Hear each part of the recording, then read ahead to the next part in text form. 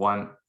Hello, welcome to Undisputed Boxing. We're here to discuss prediction time for Lyndon Arthur versus Anthony Yarde 2 for the light heavyweight. It's a light heavyweight bout. I don't believe they're actually fighting for anything.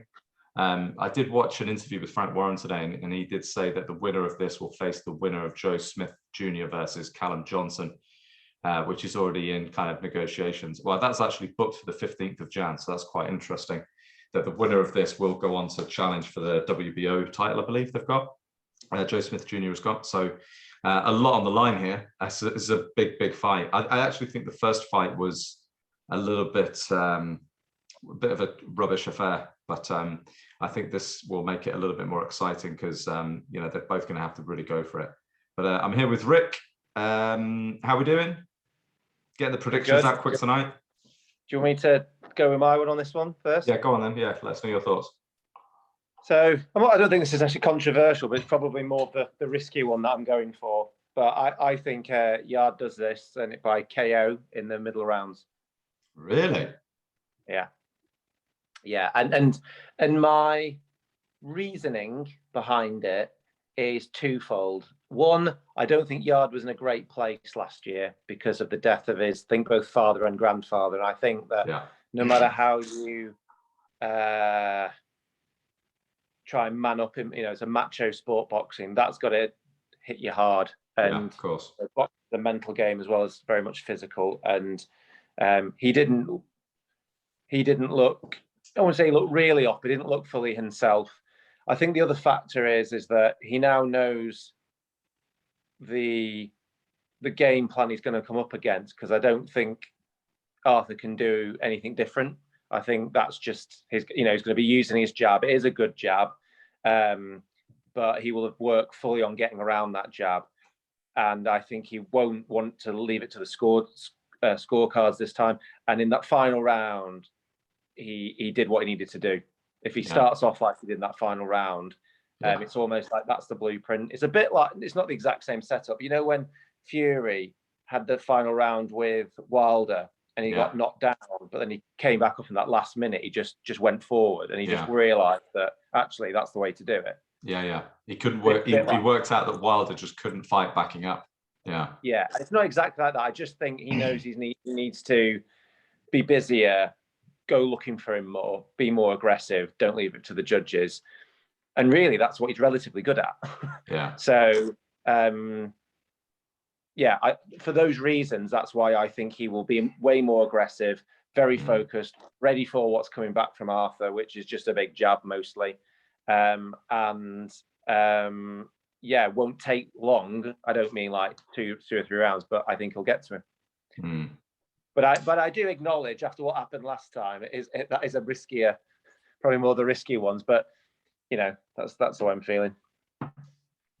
Yeah, I didn't even know who I was going to pick before I even started the video. To be honest, I've done my kind of research, watched the fights over, and I'm really kind of back and forth on it.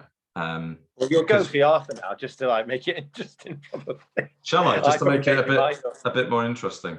Well, I heard that Lyndon Arthur actually had an injury to his right hand, and that's why he didn't throw it that much in their last fight, which kind of makes you think, well, what else does he have? I don't think he has concussive knockout power anyway. His knockout ratio, I think, is actually not too bad. I think he's 19 wins, 13 by knockout, so it's not too bad. But I think the levels that he's been fighting at haven't been fantastic. He has been more on the kind of the small hall shows. And I think Yarde can take a punch as well. He proved it against Kovalev. I know it ended in the end, but that was through exhaustion. Yeah, I think he's got a good chin, hasn't he, Yarde? So I think he can kind of go for broke. The problem with Anthony Yarde with going for broke, he doesn't trust his gas engine. Like that's what happened against Kovalev. He ran out of gas and he was just out. He was like a sitting duck, and I think that's what he's subconsciously worried about. And he's very kind of muscle bound. He's not naturally, I don't know if he's naturally a fit guy. Like getting through the 12 rounds is like difficult for him. He's got to kind of maybe take a round off here and there. I'm gonna go. So you're going by knockout. Yeah, because he did catch Lyndon Arthur a few times, and he didn't really budge in the first fight. Yeah, at the end he did though. At the end he really caught him, and Lyndon Arthur was wobbled. Yeah. So I'm just like, I just think because it was just like I remember at the end of the fight thinking, why don't you just do that from the off? He just seemed to go for it more. And when he actually went for it, you know, he caught him and he got a reaction. And it's just like you didn't do that through the whole fight. I know he's got this big jab coming forward, but now he knows that that's coming forward. So yeah. I don't know. I think I'd be a bit different if it had been like that the whole way through, and that last final round hadn't happened. I'd be like, you know, we don't know if he's got the power to hurt him, even if he gets through to him, but he has. Yeah, you do talk a lot of sense sometimes. And so Yarde been in round 6. That'd been round 6 rather than round 12. I don't think it would have got to 10. Yeah, Yarde is the betting favourite as well. I'm going to go Lyndon Arthur on points. I just love doing it to myself. I love to set myself up. But look, you've got to go with what you because this it's not really a prediction if you're just going, well, it's close. I'd probably go with Yarde, but still. Yeah.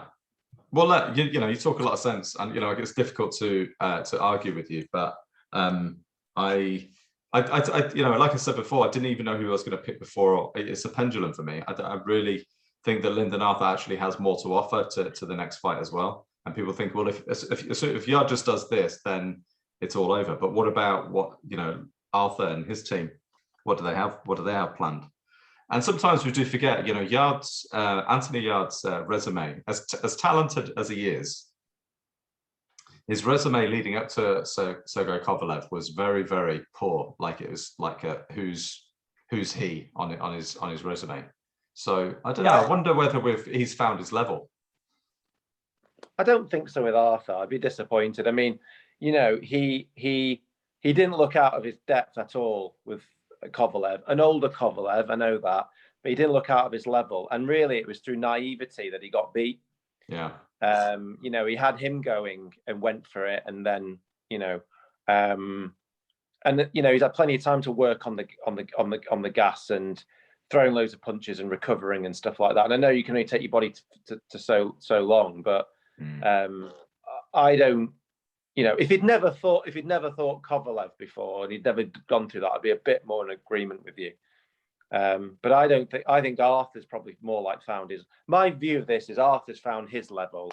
He was a bit lucky. He came up against Yarde on a bad day, and he's going to get his comeuppance. Yeah. Okay. Well, we'll see. All right. So you're going. And don't get me wrong. I'm not a mega Yarde fanboy. It's not like I think he'll go on and beat the winner. You know. Yeah. I just think that I just don't think I don't think Arthur's hugely high level, and he needs to be dealing with him. Yeah. Okay. So you're going middle round stoppage for Yarde. I'm going points for Lyndon Arthur. Yeah. Yes. Middle rounds like between 2 and 11. Okay.